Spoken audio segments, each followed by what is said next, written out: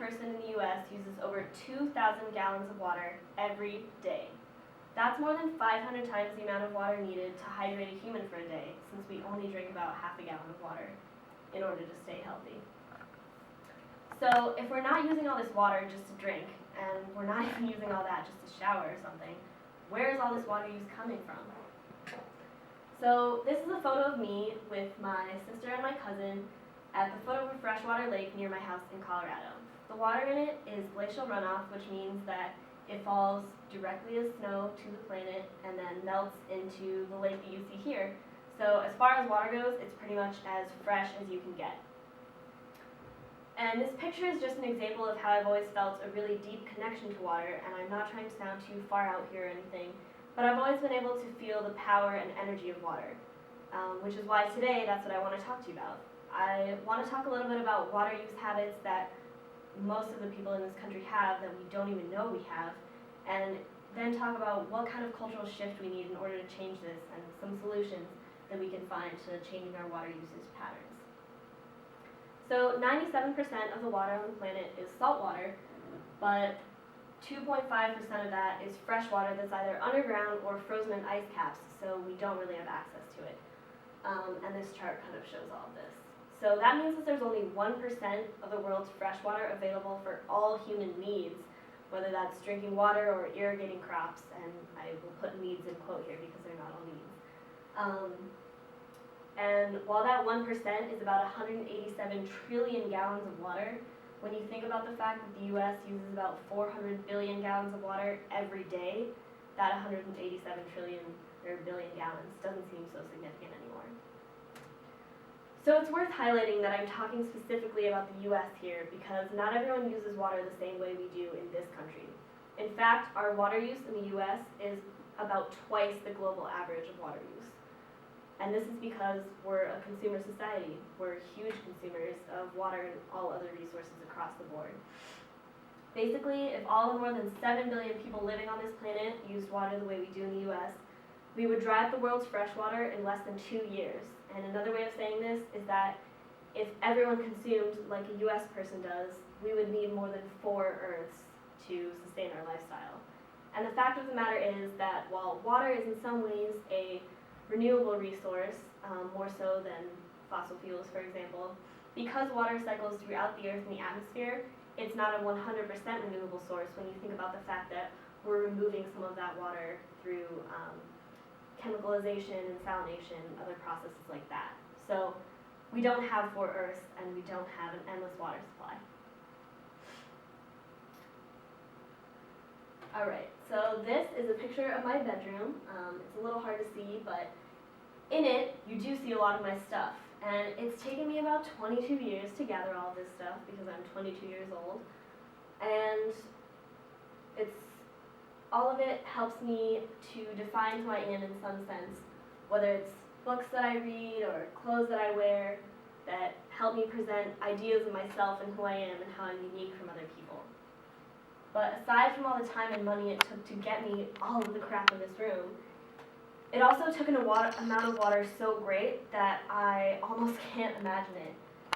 It's so much water that's definitely enough to drown me, which is pretty terrifying, literally drowning in my own stuff. So just how much water did it take to make each of my things? To give you an idea, it takes about 3,000 gallons of water to make 1 pair of jeans. I have 10 pairs of jeans. It also takes about 1,000 gallons of water to make a pound of paper, and I definitely have more than a pound of paper between all my books and school stuff. It takes about 400 gallons of water to make 1 t-shirt. In fact, cotton consumption across the globe accounts for almost 3% of total freshwater use. It also takes 4,000 gallons of water to manufacture a standard laptop like the one I have here, and it even takes more than 5 gallons of water to make 1 little tube of lipstick. And again, these numbers just grow and grow when you consider the fact that I don't have just one of all these things. In the US, we're all about quantity and not quality, so we all have many pairs of jeans, many cosmetics, many paper products, many tech toys, and so on and so forth. So by the time you fill a bedroom with stuff, the amount of water used to make all that stuff could fill an Olympic pool several times over. And again, this is just accounting for all the stuff in my bedroom. It's not even considering the massive amounts of water it takes to sustain our eating habits. For example, it takes about 5,000 gallons of water to grow 500 calories of beef, and it takes about 36 gallons of water to make one little cup of coffee. Or other things like our driving habits, because oil is also a huge, huge water suck. So, how did I come up with these numbers? In order to do so, I had to consider the processes involved in manufacturing and shipping all of these things. Because I mentioned a little bit about growing cotton, for example, but industrialization and globalization have completely changed our ways of being. So it's not like you just go in the backyard and grow your own cotton for fabric and then make something out of it anymore. Nowadays, when you buy a product, like a pair of jeans, for example, it's not enough to just consider how much water it took to grow the cotton to make those jeans. You also have to think about how much water was used in the dyes, whether they were pre-washed to get a certain look, to be fashionable, how much water was used in the industrialization processes, so manufacturing and factoring and things like that, how much water was used to make the plastic to package the jeans, and how much oil was used in the jets and cars and all that shipped them. And by the way, you can't even stop thinking about water use once you've already bought the product, because when we throw things away in landfills, those landfills are often nearby water supplies, so the chemicals in the landfills then leach into water supplies, and that has a permanent effect on fresh water as well. Alright, so because of our consumer lifestyles, we're systematically draining the planet of fresh water, which we need in order to survive. And when I say we, I don't mean just humans, I mean plants, animals, and the earth itself. And I'm not just here to depress you or give you a guilt trip about that cute new sweater you just bought, which, by the way, probably took about 500 gallons of water to make. I also want to offer you some solutions.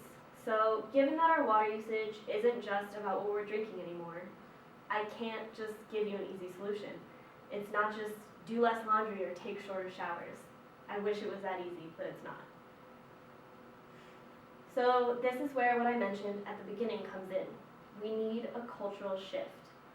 If we continue to live in a world where a pair of pants is valued more than clean drinking water for hundreds of people, then we won't have a world to continue to live in. And this is important because we just can't go on buying and throwing away endlessly, because we don't live in an endless world. Everything on this planet is finite. Water is finite and other resources are finite. And the unfortunate thing about this is that I don't think our greed is finite. So I don't think it's enough to just say, well, we'll just buy some things. Just like you wouldn't tell a drug addict to only do drugs sometimes as a solution to not being an addict anymore. I think that as consumers, we can no longer consider ourselves in control of our consumption habits enough to say we'll just do it sometimes. Consuming has literally become an addiction for us. So we have to essentially go cold turkey. How do we do this? We have to quit consuming altogether. And I'm not saying this is going to be an overnight process, it's not going to be easy, but I think we need to completely realign our value system so that it's not built around material goods. We have to say no to buying so that we can explore other values we have as humans and as planetary creatures that connect with the rest of the earth. So if we're starting the process of not valuing material things, we have to ask ourselves, just what do we value? We were born naked. We were born without things, without clothes, without toys. We were born without any of it. And that means that we don't exist to buy any of those things. I don't think that we exist as consumer creatures, even though that's what we're doing nowadays. I think that the reason for our existence is probably something more along the lines of to explore, to learn, to laugh, to love one another. And if we learn to re-examine these values of community, both human and with the planet as a whole, then I think we'll be able to learn how to curtail our planetary degradation, including our water use. So I told you that I'm not just here to depress you, so I want to talk about some actions that we can all take today, some solutions. First of all, National Geographic has a really good online quiz where you can calculate your water footprint. It was one of the first steps I took in researching this project. And if you're curious about how much you're using in your home, whether it's furnishings or electricity bills or anything of that sort, this is a really good way to start thinking about where water is really going in your house and therefore what you can do about it. Another thing you can do is to go outside and meet some water. So just like it's really hard to care about a person in a sweatshop in a different country who might be making that t-shirt you're wearing, it's also really hard to care about water if you don't actually know any water. So I'm filming this talk in Ithaca, New York, where we're surrounded by fresh bodies of water that you can go out and meet. And this could be harder if you're not somewhere like Ithaca, but almost anywhere you are, you can go find some fresh water to meet. And I think this is really important in order to care about water as a cause, because if you can't feel a physical connection to something, you're not going to be able to put your passion behind it. So I suggest that everyone go out and meet some fresh water and make friends with it, and just figure out how it makes you feel and whether it's something that's really important to you. Another thing you can do is to start educating yourself about water. So this doesn't have to be a boring school project type of deal. You can read things from all different sources, you can watch things. A couple of the sources I consulted for this project alone include documentaries, books, more scholarly articles, things from science magazines, but also personal blogs, activist blogs, even like poems and novels. So really resources can be anywhere, and just learn about what you care about. Another thing you can do is to talk to the people around you about how they connect to water and how they feel about it, because you might find that a lot of people also think it's important in the way that you do. So it's good to start building those connections on the human level rather than the things, as well as to see if you might have a base of people that want to start a movement with you. One really big solution that I'm pushing for is to pledge to start one new water-saving habit every month. So because it's December and it's right around Christmas, my idea for this month is to only give, and if possible receive, gifts that are secondhand or homemade. So the idea behind this is that if you're making something yourself, you know exactly where the resources are coming from, you know how much water use is going to go into producing and distributing those things, because you're in charge of all of it. And if you're buying something secondhand, that's essentially recycling. You know that no new resources went into making that. So that's my water saving tip of the month. And my final solution is to spend time thinking about what you value that can't be bought in a store, and to figure out what others around you value.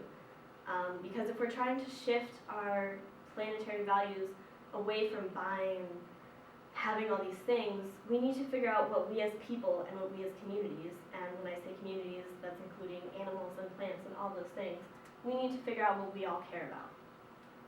So those are some solutions that I think we should start trying out. To close, I want to share with you a quote from Margaret Atwood's novel, The Penelopiad, and I think it offers perfect inspiration for the situation that we're facing, and it's also about water. She writes, "Water does not resist, water flows. When you plunge your hand into it, all you feel is a caress. Water is not a solid wall, it will not stop you, but water always goes where it wants to go, and nothing, in the end, can stand against it. Water is patient. Dripping water wears away a stone. Remember that. Remember that you are half water. If you can't go through an obstacle, go around it. Water does." Thank you.